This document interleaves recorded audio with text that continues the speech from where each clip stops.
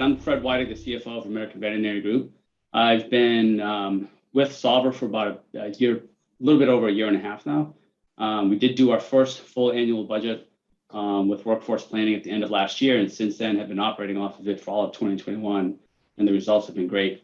We're basically an operator of veterinarian hospitals in the southeastern United States. What I'm going to show you is basically, I'll try to get through as much of them as I can. We have 4 templates that we set up, and I'm just going to tell you a little bit about our business first. Our key driver is doctor capacity, and what doctors will have on hand is a basis for driving what revenue we can forecast. As Jonathan said earlier, payroll is often the largest expense, and that's no different for us. It's our largest expense, but it's also a key driver of where our revenue comes from. Some key assumptions or KPIs that we look at are days, for example. We look at it 2 different ways. How many business days will a location be open? And then how many doctor days can we plan on? Business days obviously are the open days, and the doctor days are how many doctors will be working during those open days. Then we need to plan for a few questions. Will we have the same doctors? Will we have new ones? And then can the existing doctors grow, or will they stay at capacity, or what will be the capacity for the new doctors? So what I have here is our revenue template. I'm going to go through how we have this structured, which is basically into 4 different sections on this first tab, where we have columns for each doctor. And then the end goal is to have an annual plan for each doctor and a completed revenue plan for that location by the time we finish filling out this first template.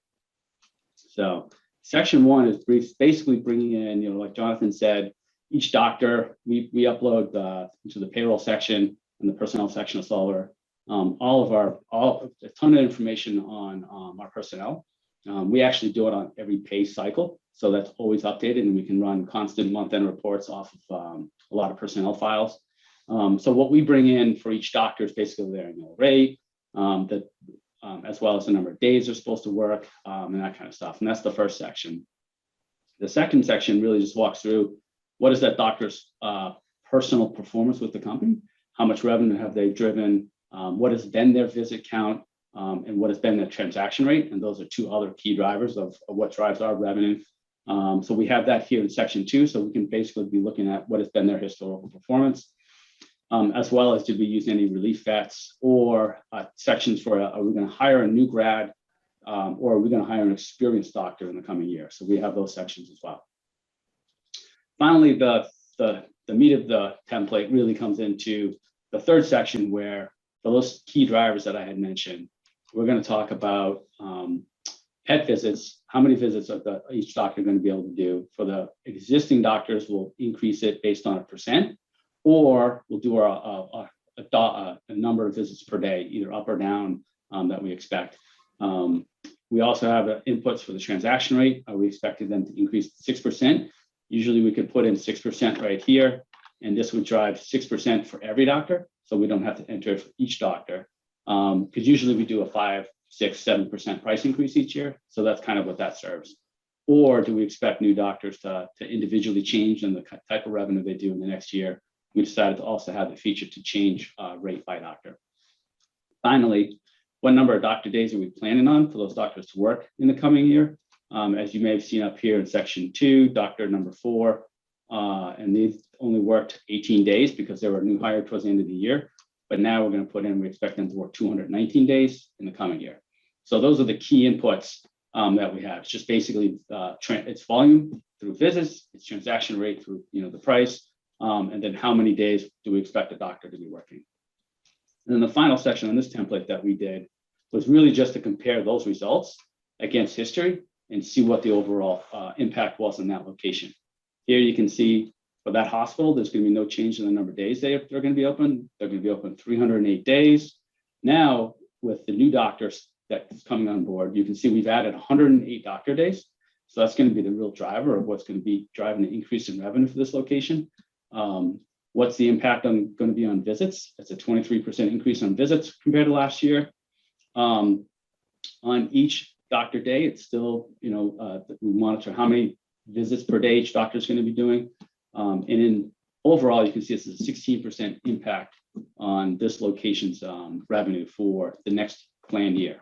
And then we just have also the transaction rate, We also have each doctor's revenue per day, then what the compensation is going to be based off of that. So this is a high level first template that we have that after getting this done, we'll know what our revenue is for that location, it's being derived by the doctors, and then more importantly, we'll have a lot of the compensation figured out, because like Jonathan said earlier, compensation for us is our number one expense. It's usually around 40% of total revenue is compensation based purely. We do have two other tabs on this template real quick. We do have a new DVM tab. This is where, again, we add in the same simpler drivers that we would have for an existing employee, or whether or not they're going to be a new grad, whether or not they're going to be an experienced hire. We also have the third tab, which is once we basically take that revenue derived, the revenue derived by the doctors, we will ascribe percentages of what will be the other revenues that are typically driven off the doctor revenue. So grooming, boarding revenue, product revenue, and prescription refills are a couple of other categories that we then budget for. And then we have a section for how we allocate out the revenue over every month for the current year. So that is our revenue template. Then the other template I was going to walk everybody through would be our team staffing template. Similar to what Jonathan mentioned, and I've mentioned before, we have all of our payroll information loaded in the system. And with that, we can basically have in here the hourly rate, how many hours a month everybody works. That information is brought in from this employee detail tab. We list out all the employees here.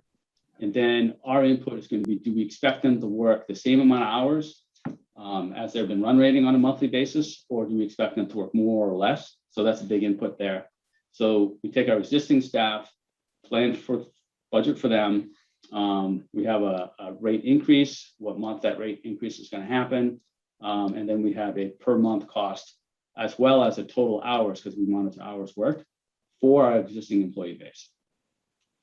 Then more importantly, we have a section in here where we could add in new staff. That's going to be the hire date that we expect, hourly rates, and the number of hours that they work in this section here. So similar to what Jonathan had shown in his template, we have the ability to enter new staff. But this is just the staff that supports the doctors.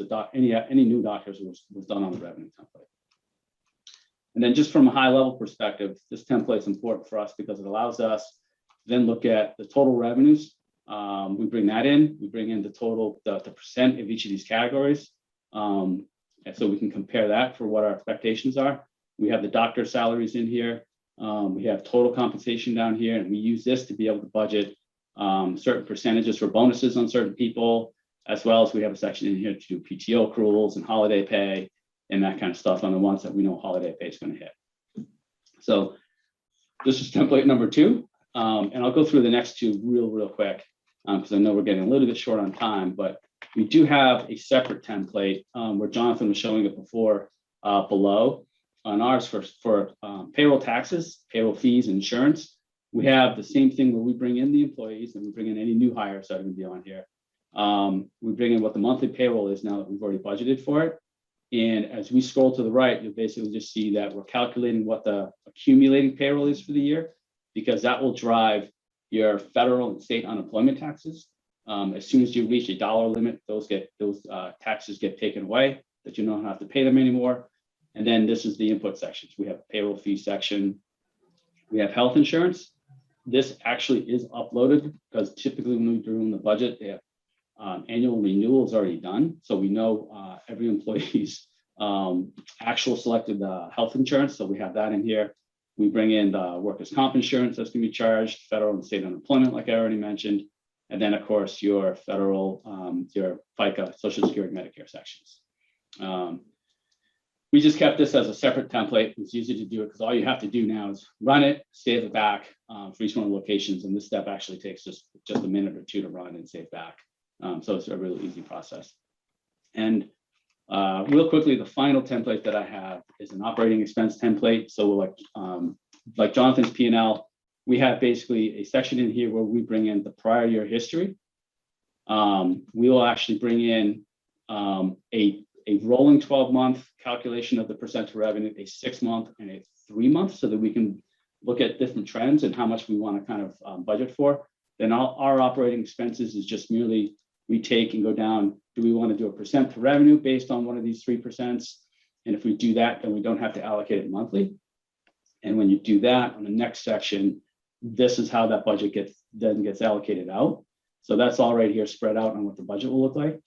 So basically we go straight on down the P&L and then we can either hard code in dollars to know what it should be on a monthly basis, or we can do percent to revenue. If we know like credit card, merchant fee transactions, bank fees are always driven on a percent of revenue, we have that in here as well.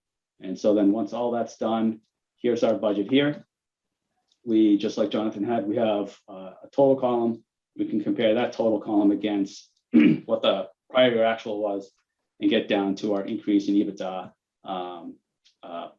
as a result of the budget that we've input. So that is it in a quick summary. I hope that was not too quick, but four templates, and our budget for every location is done. And we do have a lot of input with the field on the doctor side and the staffing side that helps drive this.